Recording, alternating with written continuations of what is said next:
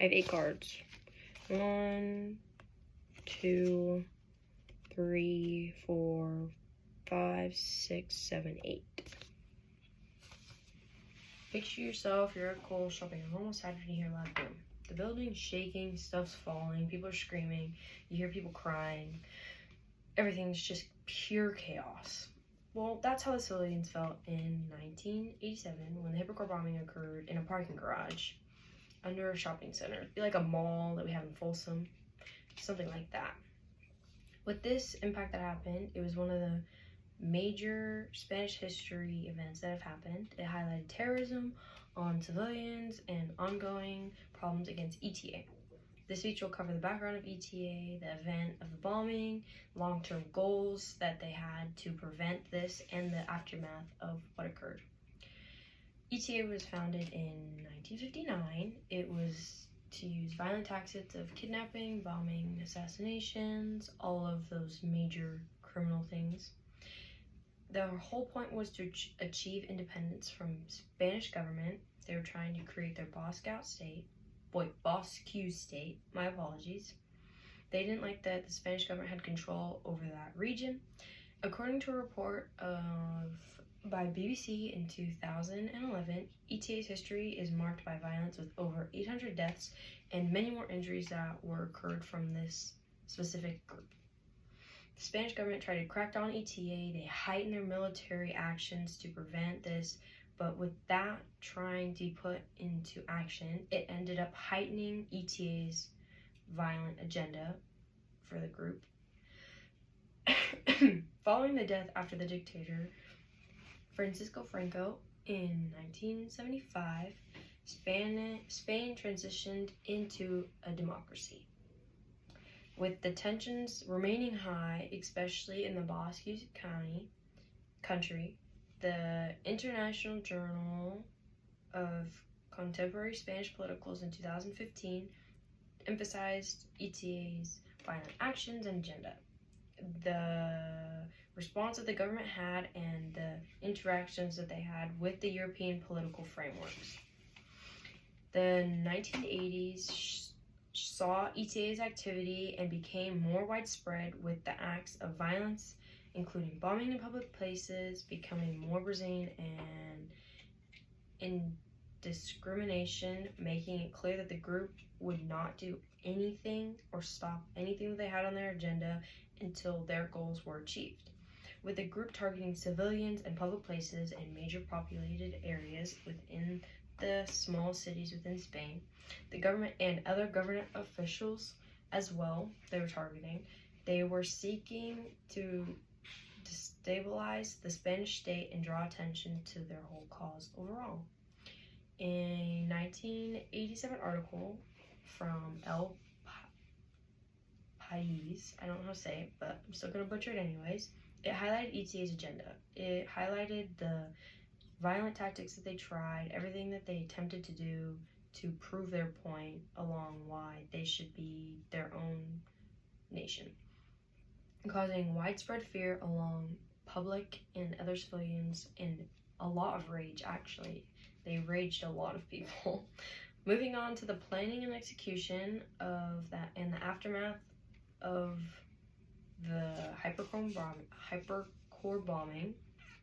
The bombing was meticulously planned. It was planned out very well, more than I think anyone wants to admit, but they placed bombs containing 25 kilograms of explosives in the parking garage that was underground, under the whole structure, so the building and then the parking garage is underneath. They placed 25 kilograms of explosives in that garage, and they even monitored the garage prior. They watched people come in and out and monitored how high the population would be at a certain time, how much foot traffic there would be in certain time stamps of that area.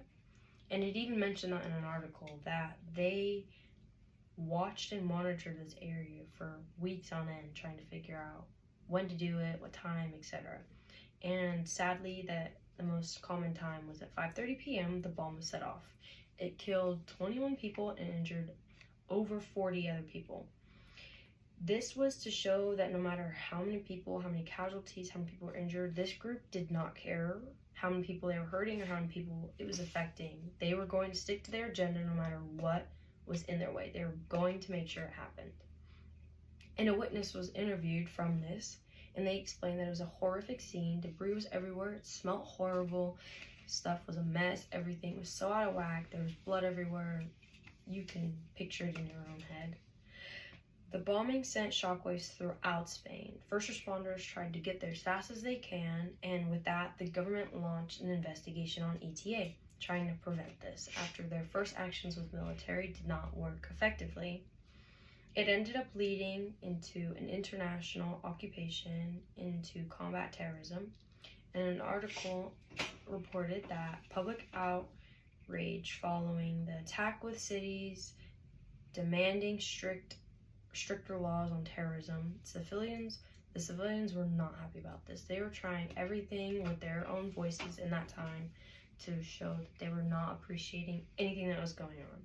Keeping in mind that the Spain government was trying to solve these problems throughout their small towns and just this major thing going on, I want to be moving on to the long-term effects that they were trying to accomplish here. The bombing was increasing security, surveillance was upped, everything they were trying to do, they increased everything they could to prevent any more of these problems. The Spain ministry in 1988 reported and noted that the government shifted their aggression tactics to combat ETA, including the use of technology and military actions. They upped everything. The attack garnered international attention, which increased between Spain and European. They got more attention from other countries, and they helped them out and tried to prevent this with technology, etc. The European Union expressed its solidarity with Spain in bombing, reinforcing anything they could to help them prevent this issue. The bombing turning point in Spanish society with civilians, and voicing their support for government's anti-ETA terrorism, calling for an end to the violence. A 1987 poll for New York Times revealed that public supporters wanted this to stop no matter what. They wanted this to stop at the end of the day, and they tried to do the best that they could, and they were demanding peace. They wanted peace at the end of the day. The bombing directed the ETAs escalated. They kept escalating. Everything kept going on. And achieving Basque independence through their violent mean, planning executions. These are all these main points that I'm going across again. The aftermath of the bombing highlighted the devastating of overall. The bombing led to significant changes in Spain terrorism and all these other laws that helped equal out their government. As we reflect on the 1987 Hippocor bombing, we are reminded the horrific consequences and extremities and the ongoing need for unity, justice, and peace in the face of such violence.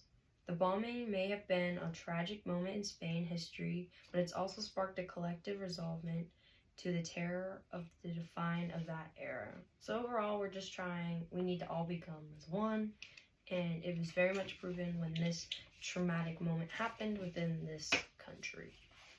Thank you.